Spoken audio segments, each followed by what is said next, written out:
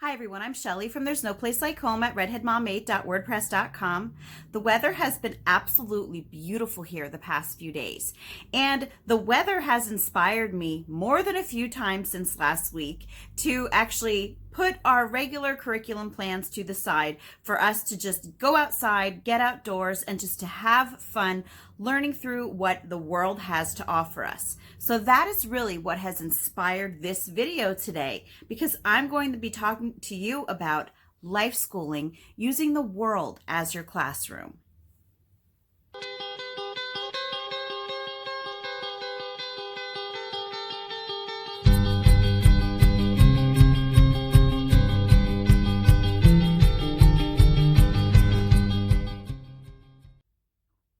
When you hear the word curriculum, what do you think of? If you're anything like I am, I used to picture, for years when I would hear the word curriculum, I would just picture books.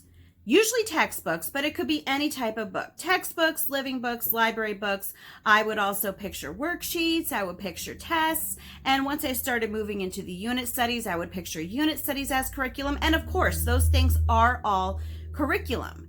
They are all typical homeschooling curriculum, typical educational curriculum, because a lot of schools will also use those same things. But have you ever stopped to think that life itself is a curriculum? It can be a curriculum, because the definition of curriculum has nothing to do with books or a specific way to learn. A curriculum is really just having a plan in place for your educational approach. That's it. That's all that a curriculum actually is having a plan and having some way to implement it. So if you look at it that way, the greatest curriculum that you can possibly have is life itself. And you're probably surprised to hear that from me, because I'm always saying that, the library is one of my favorite curriculums. Unit studies are one of my favorite curriculums. Living books are one of my favorite curriculums. But yes, if I'm going to be completely honest, you can't get any better than having life as your curriculum. Now, I know that a lot of people are probably having a hard time envisioning what that even looks like, because we live in a really fast-paced society. We don't stop to smell the roses. Literally, how many times have you actually, in the past few months, actually stopped to smell a flower as you were walking past it? And if you're going to say that you just did that, yay for you. I did it yesterday, and yeah, I love spring. But anyway, back to what life schooling is. We don't really seem to just stop and take a breather and appreciate life for what it is. We don't appreciate the intricacies of it. We don't appreciate all of the patterns in it. We don't appreciate the majesty of it. And we certainly don't stop to take the time to think about who created all of this. But, it's something that if you are going to start incorporating life schooling into your learning style, it's something that is absolutely critical that you learn to just take a step back and look at the world for what it truly is. Look at it with new eyes. So going back to using life as your curriculum, you could also say using the world as your curriculum. Life schooling is one of those homeschooling approaches that I consider to be on the unschooling spectrum.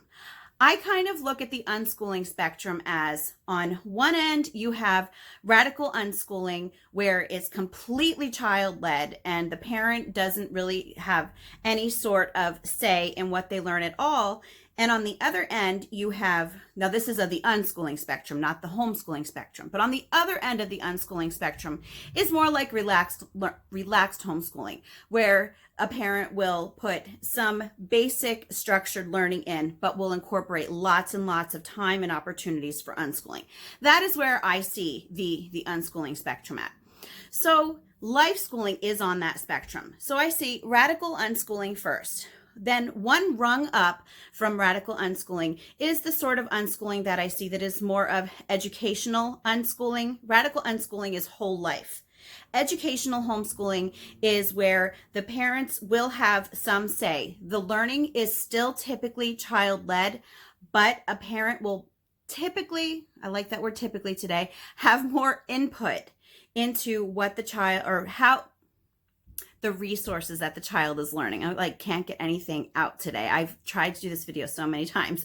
But anyway, so the parent in that sort of unschooling will have more say. Again, what the child is learning about is still up to them. You know, what they learn, how they're going to approach it, when they stop learning about it. Yes, that is still all up to the child. But in that form of unschooling, a parent is more likely to kind of step in earlier than a radical unschooling parent would be. And they would be maybe offering some sort of suggestions or telling their kids maybe activities that they could do or field trips that they could take or books that they should read.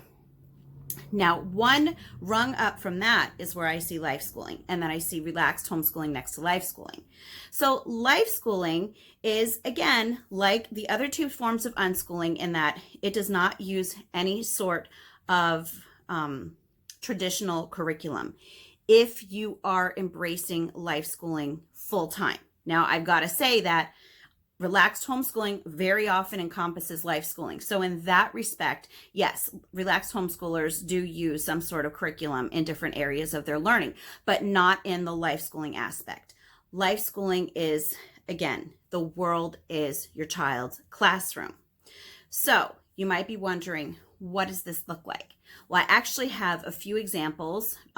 Since the weather has been so awesome here since last week, I've really been taking advantage of it because I hate the winter. I never want to leave my house in the winter.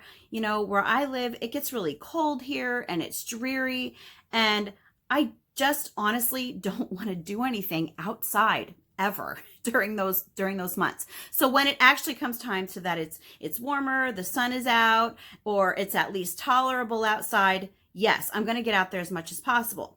So today I went for a walk with my 14-year-old daughter.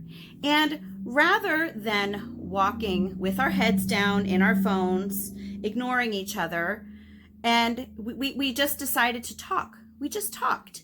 And we didn't talk about Instagram. We didn't talk about movies. We didn't talk about, different music groups. We talked about what we were seeing as we were walking. And we were talking about different thoughts that came to mind as we saw these things. We talked about the difference between tulip trees and cherry blossom trees. We watched some water striders who were skipping around on the top surface of the water. We looked for minnows. We were trying to figure out, we were hypothesizing together what built this gigantic bird's nest that we found in a tree. And we made plans to go back and visit again with binoculars to see what in the world. It was a really big nest, but not big enough to be a hawk's nest. So now we're curious. But then after that, we were watching about 4 hawks circling overhead. And we started talking about their role as birds of prey and how they're also called raptors, how they're in that family. That is life schooling. Life schooling is about seeing the world as it is, appreciating it, and experiencing wonder. How often do we no longer experience wonder at things because we're so busy just letting life pass us by that it goes back to not stopping to smell the roses again. There are so many amazing things out there in the real world that cannot be accurately conveyed just in between the pages of a book or even on a video. Life itself offers so many more experiences than those things because not only do you see it, you can hear it, you can smell it, you can often touch it. It just, in all of those senses, you experience it in all of those senses, and it's something that just cannot happen in any other type of learning. Now, another example that I have of life schooling is yesterday, my kids and we decided that we were going to finally plant our blackberry and raspberry bushes. We planted some potatoes. We planted some wildflowers. My kids and I were laughing at me because I kept messing up because I have no idea anything about gardening, but we all resolved that we were going to keep going until we got it right, and we did. We were out there for several hours. We learned so much, and we had such a good time together. That is life schooling. Afterwards, we all came in and we all baked a homemade pound cake together. And my kids learned patience as they had to wait their turn to add ingredients because, when you've got 7 kids who are helping you make a pound cake, they have to learn that no, they cannot all add their ingredient at one time. So they're learning patience. Then, my kids were learning about fractions as they were measuring, and I remember I was asking one of my kids, I think it was my 9-year-old, I said, can you show me on the measuring cup where 1/3 is? Because I need to get 1/3 of oil in this cup. And she pointed to 1 and 1/3. And I said to her, well, you're close. That's 1 and 1/3. We need to find 1/3. Can you find 1/3? And then that was when she saw that 1/3 was down there. And I explained to her what the difference was between 1 and 1/3 and 1/3. This is where that intentionality comes in. You've got to be intentional when it comes to life schooling. You have got to see learning opportunities as they arise, and you have to embrace them. Now, I will add as a precaution that you don't want to go overboard with teachable moments. You can tell if you are going at it too much with your kids. If you see that their eyes are glazing over, if they're rooching around, if they're looking everywhere but at you, stop. They're not hearing what you're saying. So embrace those moments as they arise. And as long as you see that your kids are actually interested and that they are actually taking in what you're saying, don't go overboard, because you don't want your kids to just start having this attitude of, oh no, what is mom going to do now when she's with us? You don't want that to happen. You want it to be fun. But yeah, just start pointing out these things as they come up, because again, when they see these things happening in actual practical situations that they are highly likely to come across again, like measuring, they're going to pay attention, because they know that at some point they're going to have to do this on their own. So this whole thing with the pound cake, and then afterwards they got to enjoy the fruits of their hard work by eating the pound cake. And that is life schooling. Even those mundane things. I started out talking about the great outdoors and hawks and water striders and all the things that you see outside, and you could talk about going for hikes or going sailing. But even those little mundane things, showing your kids how to do laundry is life schooling. Cooking with them is life schooling. Showing them how to sew a button onto something, that is life schooling.